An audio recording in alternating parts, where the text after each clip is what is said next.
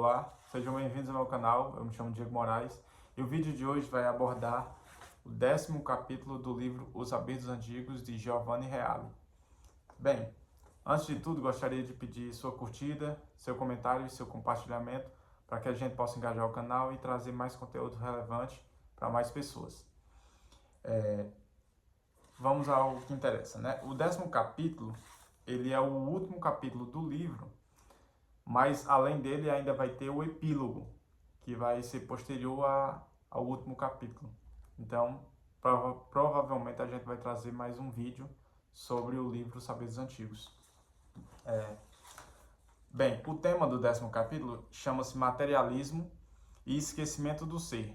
Platão, a segunda navegação e a rejeição de todas as formas de materialismo. Esse último capítulo vai tratar da temática do materialismo e do ser. E sobre o materialismo, Giovanni Reale aborda o pensamento de Thomas Hobbes, que considera que só existe um mundo puramente físico e que nada se sobrepõe ao mundo natural, formulando assim sua ideia de materialismo ontológico. Além disso, Hobbes considera que o bem e o mal são valores que correspondem a cada indivíduo, de acordo com a sua vontade. Logo, o bem é aquilo que o homem quer fazer, e o mal é aquilo que o homem não quer fazer.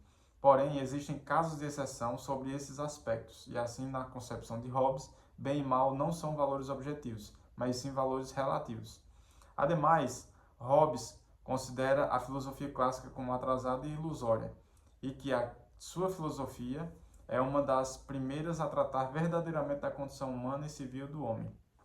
Bem, nesse primeiro parágrafo, fica claro que Giovanni Reale está expondo um pouco da ideia filosófica de Thomas Hobbes, e ele é bem, digamos assim, ele é bem antipático às ideias clássicas, às ideias dos filósofos gregos, clássicos, etc. Por quê? Porque ele não considera que existe um mundo fora da matéria, ou seja, o mundo fora do mundo natural. Ele não considera que existe isso. Logo, tudo que existe é material. E bem e mal está muito associado às vontades humanas. Então, se o homem quer fazer algo, então aquilo é um bem para ele. Se o homem não quer fazer algo e faz, aquilo é um mal para ele. Só que, logo aí, dá para identificar que há um erro substancial, pelo menos um erro de objetividade. Por quê? Porque homens no geral, buscam coisas diferentes, anseiam coisas diferentes. Um quer ir para um lado, outro quer ir para o outro. E se essas coisas, mesmo sendo diferentes, são boas no sentido do que eles querem fazer, então tudo pode ser bom e tudo pode ser mal. Ou seja, é um relativismo levado ao extremo. Chega até a ser cômico esse tipo de filosofia rasa e rasteira e que ainda acha que a primeira filosofia, no sentido aqui que é colocado no final aqui, ó, que sua filosofia é uma das primeiras a tratar verdadeiramente da condição humana e civil do homem. Ou seja, Hobbes, ele encara que toda a filosofia anterior a ele não fazia parte de um entendimento lógico sobre a condição humana e civil.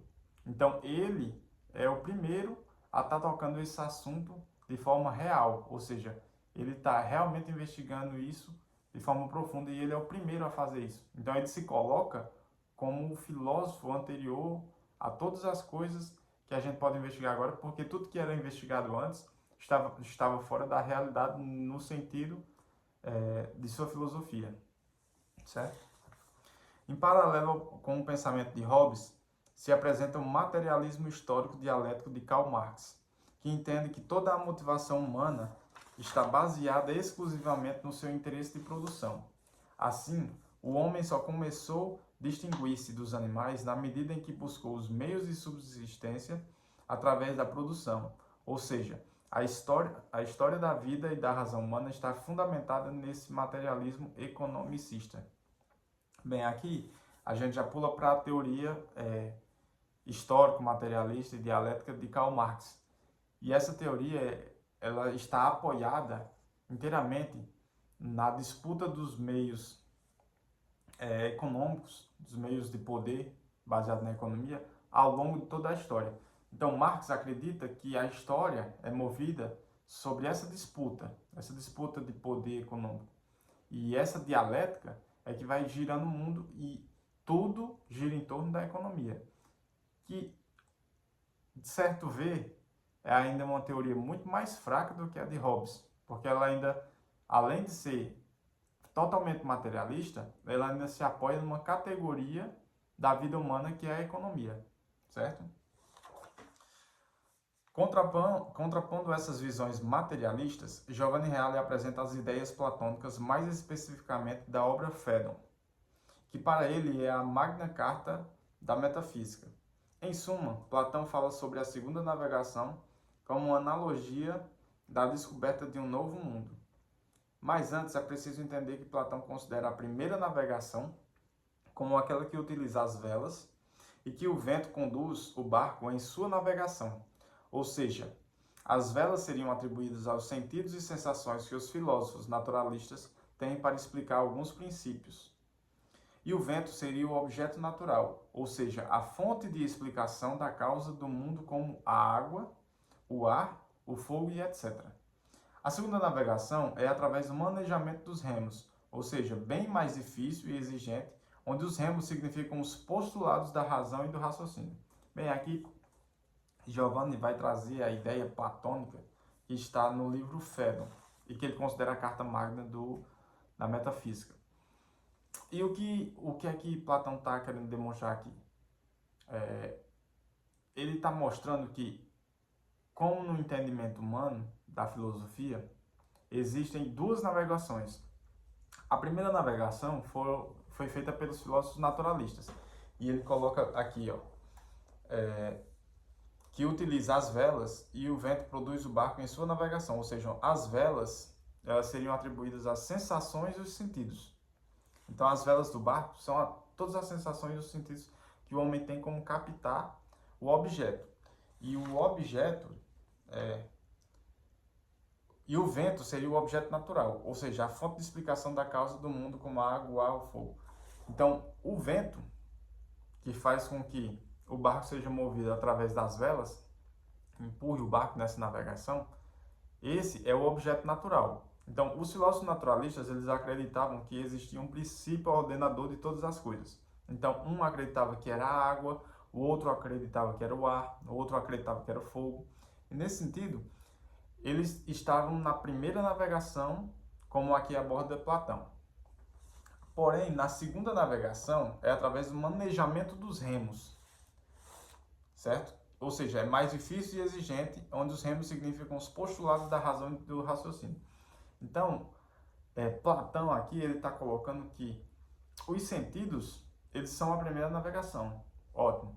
Só que a segunda navegação é através dos remos. Então, ele tem que ter força, tem que ter vontade, tem que ter coragem, força de vontade para que você possa avançar com o barco através dos remos. E essa força, ela vai ser derivada dos postulados da razão e do raciocínio. Ou seja, o homem tem que trabalhar racionalmente para que ele possa encontrar o mesmo objeto ou outro objeto, né, através da sua força. Então, ele tem que fazer isso para que o barco caminhe no sentido analógico e assim ele possa encontrar coisas maiores do que as coisas que podem ser encontradas através dos sentidos e das sensações, que são as velas, certo? Existe um esforço maior. Vamos lá. Dada essa explicação, a segunda navegação tratará da descoberta do mundo suprassensível que se encontra depois da física, ou seja, a metafísica. Com isso, Platão afirmará que a causa de toda a matéria não pode ser atribuída a elementos naturais que também são matéria. Logo, esses elementos são concausas, ou seja, são princípios cooperativos da ordem material, mas não são a causa que ordena toda a matéria. Para ficar mais claro, Platão traz o exemplo da morte de Sócrates, em que Sócrates não foi morto porque os seus órgãos ficaram estáticos e ele não pôde fugir, mas sim por um ato deliberativo e racional de enfrentar a sua condenação. Assim, os seus órgãos participam do seu ato, sendo concausas do evento, mas a causa está na razão de Sócrates. Olha só que interessante. Platão ele vai trazer aqui que os elementos naturais, água, fogo, terra, vento, todos esses elementos naturais, eles não podem ser a causa que ordena, que justifica o mundo material, porque eles também pertencem ao mundo material. Então, nesse sentido, eles não têm como ser algo que sustenta toda essa realidade, que é o princípio ordenador de tudo, porque eles também fazem parte desse princípio. Desse mundo material. E nesse sentido, algo superior a todos esses elementos naturais é que deveria ser o ordenador disso. Logo, a água, o fogo, o ar, esses entes, eles estão hierarquicamente abaixo de algo que os formou, certo? Eles são concausas e não causas do que está posto materialmente. Ou seja, a diferença de causa e concausa aqui em Platão é o seguinte: eles participam do mundo material e são princípios que regem o mundo material, mas eles não são a causa em si do mundo material. Aí ele vai trazer a ideia, para ficar bem claro, porque realmente é um assunto bem abstrato, mas ele vai trazer a ideia da morte de Sócrates. Sócrates, quando foi preso, ele não decidiu fugir, e aí a gente pode colocar como concausa, porque os seus órgãos ficaram estáticos na prisão, na cadeia. Mas a causa real do motivo de Sócrates não ter fugido foi a sua razão, ou seja, ele deliberadamente escolheu por não fugir. Se ele escolhe por não fugir, os seus órgãos que não fugiram, porque é a partir dos órgãos que a gente pode ter algum ato mecânico de movimento, né? Se ele não se moveu para fugir da cadeia, não foi só porque os seus órgãos não quiseram ir, não foram, aliás, mas porque o seu raciocínio não permitiu que seus órgãos fossem. Então a causa é a sua razão. A causa é a sua vontade de não querer fugir, certo? E a concausa que participa da causa, nesse sentido, mas não é a causa primeira, a concausa é que se ele pensou, eu não quero fugir, eu tenho essa razão de permanecer na cadeia. Se eu não quero fugir, logo meus órgãos vão me obedecer, porque a razão está determinando o corpo. Nesse sentido, o corpo não foi. Eu não sei se ficou bem clara essa minha explicação, mas resumindo, é o seguinte: Sócrates, ele pode fugir através do seu corpo. Seu corpo pode movimentar-se, os seus órgãos, as suas pernas, ele pode fugir nesse sentido. E ele não fugiu porque o seu corpo não... A primeira causa dele não ter fugido não foi porque o seu corpo não quis fugir, mas sim porque a sua razão que não quis.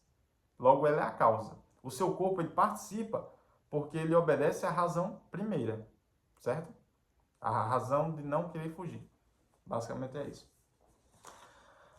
A conclusão platônica do mundo suprassensível pode ser destacada por sua análise da beleza, em que quando alguém afirmava para Platão que a beleza advinha da forma ou da cor cintilante de algo, ele já tratava de ignorar isso, pois esse é um objeto de confusão, de modo que, se a beleza é algo possível em coisas diferentes e múltiplas, logo existe a beleza como algo transcendente, perfeito e único, onde todas as outras belezas participam em níveis menores dessa beleza. Bem, essa é uma ideia que Platão traz sobre o mundo suprassensível, ou seja, o mundo que está para além do mundo sensível em si. E ele traz a ideia da beleza. Se a gente pode dizer que a beleza envolve cores cintilantes, no caso aqui do exemplo, ele já não dá opinião já não dá ouvidos para essa opinião. Por quê? Porque se a pessoa está entendendo que coisas diferentes e múltiplas podem conter traços de beleza, Logo, não existe essa unidade da beleza. Logo, essa beleza, ela é só uma concausa. Ela só participa da beleza superior, que é a beleza que fundamenta todas as belezas que estão no mundo material, certo? Contudo, Platão aprofundará bem mais abstratamente ao falar dos primeiros princípios supremos, que são o uno, que deriva o bem, e a díade, que deriva o caos, a escassez, a carência. Assim, através do processo de dar forma ao disforme, o uno extrai o ser da díade, e o ser se encontra no meio entre o uno, que é superior, e a díade, que é inferior. Posto isso, a ação do uno sobre a díade é a de unidade sobre a multiplicidade, que produz uma determinação ontológica que gera o ser. No mais, é importante salientar que o uno é o princípio supremo que pauta toda a estrutura do cosmos e da matéria, pois o uno é a ordem em si. Mas o uno não é Deus, pois Deus não se caracteriza como a ordem, mas sim como o ordenador de tudo, ou seja, na visão clássica, a causa primeira. Olha só que interessante. Aqui Platão vai chegar a um outro nível de abstrato, de mundo abstrato, digamos assim. Ele vai falar sobre os princípios primeiros, né? Ou seja, sobre os princípios supremos. E ele vai destacar dois, que são o uno e a díade. O uno é o princípio supremo, certo? Ordenador de todas as, que dá ordem a todas as coisas. E a díade é o caos. Então, nesse sentido, o ser ele está imbuído no caos, ou seja, na multiplicidade das coisas. E o ser, ele é um intermediário. Por quê? Porque o uno, ele puxa o ser dessa díade, do caos, e o mantém no meio, entre o ser e a díade. Ou seja, o uno, ele dá forma e traz a razão para o ser de unidade. E a díade é o caos. Ele traz essa ideia de multiplicidade de relativismo geral. Então o ser está entre esses dois. Só que o uno, ele não pode ser Deus. Porque Deus, ele não é a ordem em si. Mas ele é o ordenador dessa ordem. Então o Deus em si, ele está acima do uno. E o uno está acima do ser. E o ser está, digamos, entre o uno e a díade. Não é que o ser está acima da díade, mas ele se coloca acima da díade através do uno que o puxa, certo? Basicamente é isso. Com essa compreensão, devemos buscar aquilo que Aristóteles intitulou de a justa medida, que estabelece a matéria axiológica de entender e cooperar para as coisas boas e fundamentais ao homem. E nesse sentido, haverá níveis maiores e menores que dependem um do outro, como as artes. Assim sendo, a justa medida, além de ser algo importante, nos serve como terapia para a organização do espírito na unidade, na coerência e na harmonia do ser. Aqui Giovanni Reale vai finalizar com a ideia de Aristóteles da justa medida. E a justa medida é realmente ordenar as coisas de acordo com a sua hierarquia. Entender que cada coisa possui um valor implícito e esse valor é determinado através da justa medida, ou seja, de dar àquela coisa o valor que ela merece. Então, nessa ordem, a gente deve fazer com que coisas mais elevadas tenham mais valor e sejam dadas mais importância para isso, e coisas menos elevadas tenham menos valor e tenham menos importância no sentido de nós darmos nossa atenção para isso.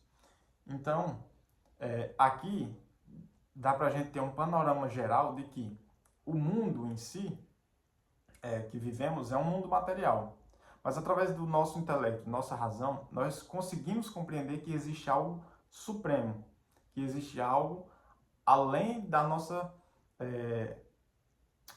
do nosso mundo físico, que aí seria o mundo metafísico. Porque se não existir esse mundo metafísico, nem esse mundo físico poderia existir, porque é ele que ordena esse nosso mundo natural que vivemos. Então, basicamente é esse o resumo do 10º capítulo do livro Saberes Antigos. Eu sei que é um capítulo bem complexo, bem abstrato, mas ele é um capítulo muito importante, porque ele mostra a essência de tudo que foi falado antes. Ou seja, ele complementa a ideia do transcendente, né? Então, basicamente é isso. Se você gostou do vídeo, peço mais uma vez que curta, comente e compartilhe, para que a gente possa trazer cada vez mais assuntos como esse para mais pessoas que gostam e se interessam por filosofia, artes, cultura em geral. E o vídeo ficou bastante longo e é isso, e até a próxima. Obrigado.